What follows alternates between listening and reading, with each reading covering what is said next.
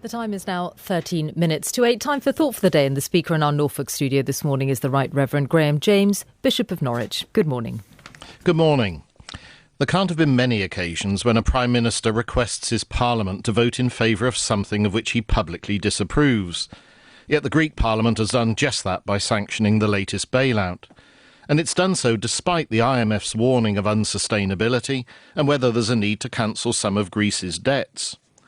To hear the IMF raising the possibility of debt cancellation must have come as music to the ears of veterans of the Jubilee 2000 campaign.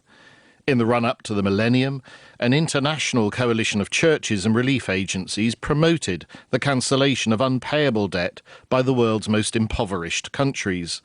Greece wasn't even on the radar then, and its current debts are part of an even more complex picture. But many of the poorest countries at the time were spending more on servicing their debts, often incurred by corrupt past regimes, than they were spending on education and health combined. So there was little prospect of economic and social improvement.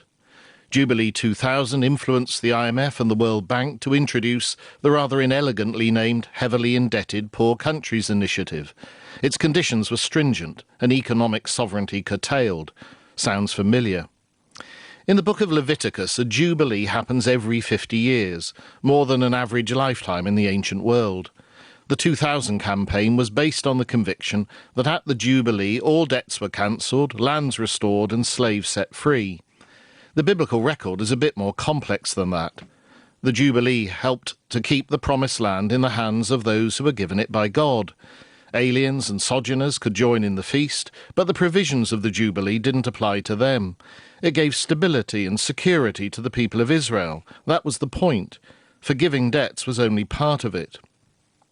Some parts of the Christian world commonly translate one of the petitions in the Lord's Prayer as, "Forgive us our debts as we forgive our debtors."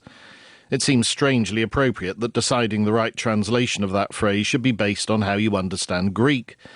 The relevant word in Matthew's Gospel is certainly the Greek for the cancellation of a monetary debt. But in the context of the Lord's Prayer, it means much more. A reconciled world is not built just by forgoing some of what may be due to us. It's a mutual generosity of spirit that's always needed to rebuild trust, and not just in Greece and Europe.